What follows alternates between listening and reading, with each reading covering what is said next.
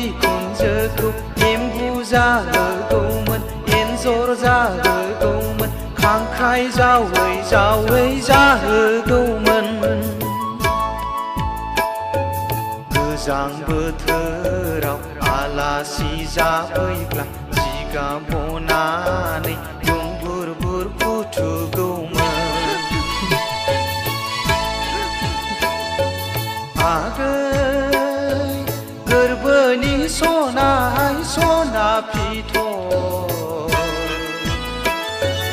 आगै गोरबोनि सनाय